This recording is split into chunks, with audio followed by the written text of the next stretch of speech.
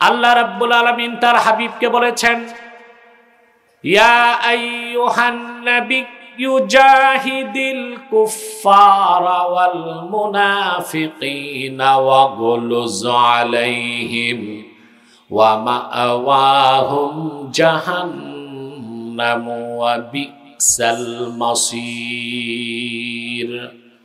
আল্লাহ বলেন, হে প্রিয় হাবিব নবী আমার মুহাম্মদ সাল্লাল্লাহু আলাইহি ওয়াসাল্লাম, জাহিদিল কুফফার ওয়াল মুনাফিকিন, কাফেরদের বিরুদ্ধে মুনাফিকদের বিরুদ্ধে আপনি জিহাদ করুন। সুবহানাল্লাহ। আল্লাহ তার হাবিবকে নির্দেশ করলেন কাফের আর মুনাফিকদের বিরুদ্ধে জিহাদ করুন। আর আল্লাহর হাবিব মুহাম্মদ সাল্লাল্লাহু আলাইহি ওয়াসাল্লামের উম্মত দাবিদার আমাদের মধ্যে এমন কিছু মৌলবী এখন বের হইছে যারা কাফের মুশরিকদের সাথে একসাথে বৈঠক করে, একই মঞ্চে বসে। এটার নাম দিছে সাম্প্রদায়িক সম্প্রীতি। কি নাম দিছে? সাম্প্রদায়িক। আচ্ছা ভাই, কাফের মুশরিক কখনো মুসলমানের বন্ধু হইতে পারে? আপনারা দেখছেন না কত মৌলবী সাহেব মন্দির পাহারা দিছে, মূর্তি পাহারা দিছে? এটা কি মুসলমানের কাজ? মূর্তি যারা বানাবে তারাই মূর্তি পাহারা দিবে। মন্দিরের নিরাপত্তা দেবার দায়িত্ব প্রশাসনের, কিন্তু মৌলবী সাহেবরা মসজিদ মাদ্রাসা বাদ দিয়ে মূর্তি পাহারায় যারা গেছে তাদের প্রত্যেককে আমি বলি তওবা করা দরকার। আপনারা কি বলেন? আল্লাহ তার হাবিবকে ১,৫০০ বছর আগে বললেন আপনি কাফের আর মুনাফিকদের বিরুদ্ধে জিহাদ করুন। ওয়াগলুজ আলাইহিম, আর কাফের ও মুনাফিকদের ক্ষেত্রে আপনি কঠোর নীতি গ্রহণ করুন। আল্লাহু আকবার বলেন। কাফের মুশরিকদের সাথে মুহাম্মদ সাল্লাল্লাহু আলাইহি সাল্লামের উম্মত দাবিদাররা কখনো বন্ধুত্ব করতে পারে না। কাফের মুশরিকদের সাথে আমাদের বাণিজ্যিক চুক্তি হইতে পারে। সত্যের পথ অবলম্বন করুন। KH Islamic media.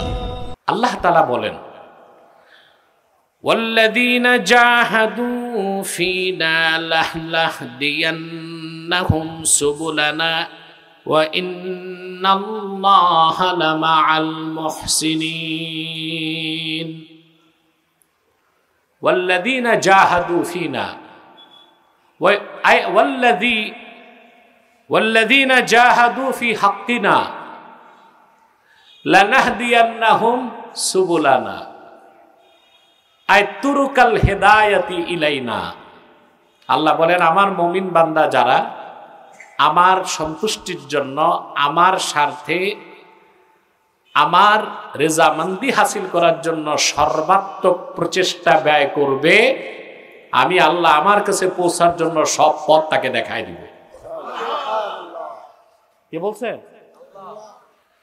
ওয়া ইন্নাল্লাহা লামাআল মুহসিনিন, আর নিশ্চয়ই আল্লাহ তার মুহসিন বান্দাদের সাথেই আছেন। সুবহানাল্লাহ। আল্লাহ কাদের সাথে? মুহসিন বান্দাদের সাথে। মানুষ যখন এই স্তরে চলে আসে মুমিন বান্দা, তখন সে নির্ভেজাল ওলিতে পরিণত হয়ে যায়। আমরা সবাই আল্লাহর ওলি হইতে চাই না? কথা বলে না? সিলেটের মানুষ তো অলি ভক্ত মানুষ, কিন্তু আল্লাহর অলিদের যতটুকু শ্রদ্ধা করে নিজেরা অলি হবার ততটুকু চেষ্টা করে না। করে? মাতো না বা করে? যে আল্লাহর অলি হয়ে গেল তার কোনো চিন্তা নাই, কোনো ভয় নাই দুনিয়াতে, চিন্তা নাই আখেরাতে। দুনিয়াতে তার জন্য থাকে সম্মান, মর্যাদা, নিরাপত্তা, আখেরাতে থাকে বিনা হিসাবে জান্নাত। তো অলি হওয়ার চেয়ে বড় কোনো কাজ আছে? আল্লাহ রাব্বুল আলামিন বলেন, আলা ইন্না আউলিয়া আল্লাহি লা খাউফুন আলাইহিম ওয়া লা হুম ইয়াহজানুন। সাবধান জেনে রেখো, নিশ্চয়ই যারা আল্লাহর ওলি তাদের কোনো ভয় নাই, তাদের কোনো চিন্তা নাই। এই গ্যারান্টিটা কে দিছেন? আল্লাহ তার ওলির নিরাপত্তা নিজে দেন।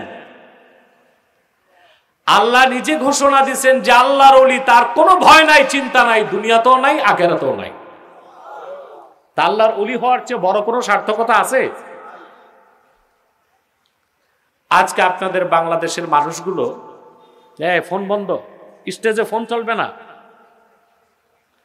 আপনাদের বাংলাদেশের মানুষের যুবকদের একটা স্বপ্ন, কিভাবে ইউরোপ আমেরিকা যাবে। হ্যাঁ, ব্রিটেন যাইতে পারলে মনে করে খুব কপাল খুলছে। কেন? উন্নত জীবন, নিরাপদ জীবন, সুখী জীবনের জন্য। আসলে কি ইউরোপ আমেরিকায় সুখ আছে? কথা বলবেন না? নিরাপত্তা আছে? বর্তমান সমর বিশেষজ্ঞদের মতে পৃথিবীর সবচেয়ে অনিরাপদ অঞ্চল হচ্ছে Europe America. Third world war, তৃতীয় বিশ্বযুদ্ধ যদি শুরু হয়, তার মিডল পয়েন্ট হবে ইউরোপ আমেরিকা। ওরা কি নিরাপদ? কথা বলে না। ওরা কতটুকু সুখী আপনারা করোনার সময় দেখছেন। হ্যাঁ, বাংলাদেশ থেকে যারা আমেরিকায় গেছে ওরা জানালা খুলে কাঁদছে আর চোখের পানি মুছছে, কেন যে আমেরিকা আসলাম। দেশে তো করোনায় মরলে জানাজা পাইতাম, গোসল পাইতাম, এখানে লাশ পচে যায়, কেউ কারো লাশ ধরতে যায় না। আছে নিরাপত্তা? আছে সম্মান? সম্মান আর নিরাপত্তা দেন কে? আল্লাহ ওয়াদা করছেন, আল্লাহ তার ওলিকে সম্মান দিবেন, মর্যাদা দিবেন, শক্তি দিবেন, সাহস দিবেন, নিরাপত্তা দিবেন, মর্যাদা দিবেন, আর আখিরাতে জান্নাত। এর চেয়ে বড় পাওয়া আছে নাকি? আল্লাহ রাব্বুল আলামিন কোরআন কারীমে বলেন, ইয়া আইয়ুহান নাসু ইন্না খালাকনাকুম মিন যাকারিন ওয়া উনসা ওয়া জাআলনাকুম شعوبا وقبائل لتعارفوا إن أكرمكم عند الله يتقاكم। আল্লাহ রাব্বুল আলামিন বলেন, হে মানব জাতি, আমি তোমাদের একজন পুরুষ আর একজন নারী থেকে সৃষ্টি করেছি। পুরুষটার নাম কি? নারীটার নাম হাওয়া না, হাওয়া। অতঃপর তোমাদেরকে আমি বিভিন্ন গোত্র সম্প্রদায় বিন্যস্ত করেছি, যারা পরস্পর পরস্পরকে চিনতে পারো। তবে ইন্না আকরামাকুম ইনদাল্লাহি আতকাকুম, তোমাদের মধ্যে সেই মর্যাদাবান, আল্লাহর কাছে তার দাম বেশি, যার তাকওয়া বেশি। কারা আল্লাহর ওলি সেটাই আল্লাহ তুলে ধরেছেন। কারা আল্লাহর ওলি, কিভাবে আল্লাহর ওলি হওয়া যায়, কিভাবে আল্লাহর নৈকট্য পাওয়া যায়, সেই কথাগুলোই আল্লাহ এক লাইনে বলে দিচ্ছেন সূরা আনকাবুতের শেষ আয়াতে, ওয়াল্লাযীনা জাহাদু ফীনা লানাহদিয়ান্নাহুম সুবুলানা ওয়া ইন্নাল্লাহা লামাআল মুহসিনিন। আল্লাহ পাক বলেন, আমি আল্লাহর স্বার্থে, আমার হকে, আমার সন্তুষ্টির জন্য যারা সাধনা করে, মুজাহাদা করে, আমি তাদেরকে আমার নৈকট্য লাভ করার সকল পথ দেখায় দেই। ওয়া ইন্নাল্লাহা লামাআল মুহসিনিন, নিশ্চয় আল্লাহ মুহসিন বান্দাদের সাথে আছেন। যারা মুহসিন তারা প্রত্যেকেই আল্লাহর ওলি, বলেন সুবহানাল্লাহ। তা আমাদের হতে হবে কি? মহসিন। এখন মহসিন কিভাবে হবেন? আয়াতের প্রথম অংশে আল্লাহ তা বলেছেন, ঈমান আনার পর যে যত বেশি মুজাহাদা করবে, আল্লাহকে পাওয়ার জন্য সাধনা করবে, আল্লাহর দিনের পথে প্রচেষ্টা ব্যয় করবে, তত বেশি সে আল্লাহর নৈকট্য লাভ করতে থাকে। এখানে আল্লাহ শব্দটা ব্যবহার করেছেন জাহাদু। জাহদুন বা জুহদুন শব্দ থেকে মুজাহাদা শব্দের অর্থ হচ্ছে প্রাণান্তকর প্রচেষ্টা। প্রাণান্তকর প্রচেষ্টা। জিহাদকে এই জন্য জিহাদ বলা হয়। কি বলা হয়? জিহাদ। কারণ যে জিহাদ করে সে আল্লাহর সন্তুষ্টির জন্য সর্বাত্মক প্রচেষ্টা ব্যয় করে। সুবহানাল্লাহ বলো। এই জন্য জিহাদকে কি বলা হয়? জিহাদ। জিহাদের চেয়ে বড় মুজাহাদা আর কিছু। সুবহানাল্লাহ বলবেন না? জাহাদা ইউজাহিদু, মুজাহাদার অর্থ প্রচেষ্টা কি, আর তার চূড়ান্ত রূপ হচ্ছে সশস্ত্র লড়াই। সুবহানাল্লাহ বলবেন না? আল্লাহ রাব্বুল আলামিন তার হাবিবকে বলেছেন, ইয়া আইয়ুহান নাবিয়্যু জাহিদিল কুফফারা ওয়াল মুনাফিকিনা ওয়াগলুজ আলাইহিম ওয়া মাআওয়াহুম জাহান্নাম ওয়া বিসাল মাসীর। আল্লাহ বলেন, হে প্রিয় হাবিব নবী আমার মুহাম্মদ সাল্লাল্লাহু আলাইহি ওয়াসাল্লাম, জাহিদিল কুফফার ওয়াল মুনাফিকিন, কাফেরদের বিরুদ্ধে মুনাফিকদের বিরুদ্ধে আপনি জিহাদ করুন। সুবহানাল্লাহ।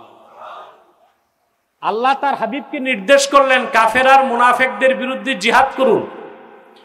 আর আল্লাহর হাবিব মুহাম্মদ সাল্লাল্লাহু আলাইহি ওয়াসাল্লামের উম্মত দাবিদার আমাদের মধ্যে এমন কিছু মৌলবী এখন বের হইছে যারা কাফের মুশরিকদের সাথে একসাথে বৈঠক করে, একই মঞ্চে বসে। এটার নাম দিছে সাম্প্রদায়িক সম্প্রীতি। কি নাম দিছে? সাম্প্রদায়িক। আচ্ছা ভাই, কাফের মুশরিক কখনো মুসলমানের বন্ধু হইতে পারে? আপনারা দেখছেন না কত মৌলবী সাহেব মন্দির পাহারা দিছে, মূর্তি পাহারা দিছে। এটা কি মুসলমানের কাজ?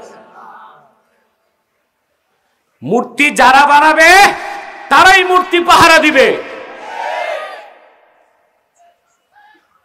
মন্দিরের নিরাপত্তা দেবার দায়িত্ব প্রশাসনের, কিন্তু মৌলবী সাহেবরা মসজিদ মাদ্রাসা বাদ দিয়ে মূর্তি পাহারায় যারা গেছে তাদের প্রত্যেককে আমি বলি তওবা করা দরকার। আপনারা কি বলেন? আল্লাহ তার হাবিবকে ১৫০০ বছর আগে বললেন আপনি কাফের আর মুনাফিকদের বিরুদ্ধে জিহাদ করুন। ওয়াগলুজ আলাইহিম, আর কাফের ও মুনাফিকদের ক্ষেত্রে আপনি কঠোর নীতি গ্রহণ করুন। আল্লাহু আকবার বলেন। কাফের মুশরিকদের সাথে মুহাম্মদ সাল্লাল্লাহু আলাইহি সাল্লামের উম্মত দাবিদাররা কখনো বন্ধুত্ব করতে পারে না। কাফের মুশরিকদের সাথে আমাদের বাণিজ্যিক চুক্তি হইতে পারে, সামরিক চুক্তি হইতে পারে, কূটনৈতিক চুক্তি হইতে পারে, কিন্তু কোন কাফের অধ্যুষিত রাষ্ট্র বাংলাদেশের বন্ধু হইতে পারে না। 50 বছর বন্ধু বানায় ভারত থেকে কি পাইছো? কথা বলে না। পাইছো গোড়ার ডিপ না ফ্যান্সি ডিলের বোতল পাইছো। আমার দেশের যুব সমাজকে ধ্বংস করতে ভারত সীমান্তে শত শত ফ্যান্সি ডিল কোম্পানি করছে। ফ্যান্সি ডিল বানায় বাংলাদেশে পাঠায়। আমার যুবকগুলো ড্রাগ অ্যাডিক্টেড হয়ে পাগল ছাগল হয়ে ভবঘুরে হয়ে ঘুরছে সমাজ। এর জন্য ভারত দায়ী। আর আমরা কি দেই? দামি জিনিস। কি দেই? ইলিশ মাছ। ওইটা ছাড়া ওদের পূজা হয় না। ওরা দেয় ফ্যান্সি ডিল, আমরা দেই শুধু ইলিশ নেয় না, আরো বহুত কিছু নেয়, গার্মেন্টসের প্রোডাক্ট নেয়। বুঝতে পারছেন? কাফের মুশরিক কখনো আমাদের বন্ধু হতে পারে না। যারা কাফের মুশরিকদের সাথে বন্ধুত্ব করতে চায় তারা ইসলাম, ইমান, ইসলামী আকায়েদ ও ইতিহাস সম্পর্কে অজ্ঞ। ইমান, ইসলাম, ইসলামের ঐতিহ্য, ইতিহাস যারা জানে না, মুসলিমদেরকে নেতৃত্ব দেবার কোনো অধিকার তারা রাখে না। আমার দেশকে নেতৃত্ব দিতে ইসলামকে জানতে হবে, ইসলামের ইতিহাস জানতে হবে, আকায়েদ সম্পর্কে জ্ঞান থাকতে হবে, ঠিক কিনা? তাইলে বাংলাদেশে মুসলমানদের নেতৃত্ব দিতে পারবেন। দেখেন নাই 15 বছর যারা ইসলাম আর মুসলমান আর আলেম ওলামাকে চ্যালেঞ্জ করছে তারা আজকে কোথায়? দূরবীন দিয়েও তো খুঁজে পাওয়া যাচ্ছে না। খুঁজে পাওয়া গেলেও পাওয়া যাবে ত্রিপুরা বা আসামের জঙ্গলে। আমার কষ্ট হয় এই এলাকায় আসলে মাইকের জন্য, আওয়াজটা ধরে রাখছে, ছাড়ো। আরে তোমরা মাইতো না, তোমরা মাতলে বেটা ভাগবে পিছন দিয়া, তখন পুরাটাই যাবে। যা বলার আমি বলবো, সাউন্ডটা বাড়বে, ছেড়ে দিবে, ধরে রাখছি। আবারও বলছি, যারা দাঁড়িয়ে আছেন বসে যান। আপনাদেরকে এতবার বলতে হয় কারণ আমি তো জানি আপনারা খুব শিক্ষিত, ভদ্র এবং সভ্য শিক্ষিত মানুষকে তো বারবার বলতে হয় না। বসেন। আমাদের মাহফিলে অমুসলিমরা আসে, হিন্দুরা আসে, তারা বসে না লজ্জায়। ওই রকম সারা মুসলমান যারা আছেন আল্লাহর রাস্তায় বসেন। তবুও বসবে না, চামড়া তো গন্ডারের মতো। ও মিয়া বোক্কা, এ বসতেও পারতেছে না, পেন্ট লাগাইছে চিপা, বসলেই চিচেন ফাঁক। আরেক বিপদ, কেউ দাঁড়িয়ে থাকবেন না। এখন ডান পাশের ফাঁকাটার জায়গাটা পূরণ করলে আমাদের প্যান্ডেলটা ভরপুর হয়ে যাবে ইনশাল্লাহ। বলেন আল্লাহুম্মা আমিন। তাহলে জাহাদা ইউজাহিদু, মুজাহাদার একটা অর্থ হচ্ছে প্রাণান্তকর প্রচেষ্টা। সুবহানাল্লাহ। আল্লাহর দ্বীনের পক্ষে মুমিন বান্দার যে কোনো প্রচেষ্টাই মুজাহাদা। সুবহানাল্লাহ বলবেন না? যে ব্যক্তি মসজিদে প্রতিদিন 5 ওয়াক্ত আযান দেয়, সে আল্লাহর দ্বীনে সাহায্য করছে। সুবহানাল্লাহ। এটাও মুজাহাদা। যে ব্যক্তি আল্লাহর সন্তুষ্টির জন্য নামাজ পড়াচ্ছে, সেও আল্লাহর দ্বীনের পক্ষে মুজাহাদা করছে। যে লোকটি মাদ্রাসায় হাদিস পড়াচ্ছে, তিনি আল্লাহর দ্বীন প্রতিষ্ঠার জন্য চেষ্টা করছেন। যিনি দাঈল আল্লাহ হিসেবে প্রতিটা স্টেজে কোরআন থেকে মানুষকে বয়ান শোনাচ্ছেন, তিনিও আল্লাহর দ্বীন প্রতিষ্ঠার জন্য মুজাহাদা করছেন। আর যিনি জানমাল নিয়ে ময়দানে আল্লাহর দ্বীন প্রতিষ্ঠার জন্য ঝাঁপায়ে পড়ছেন, তিনি চূড়ান্ত পর্যায়ে আল্লাহর দ্বীনের জন্য মুজাহাদা করছেন।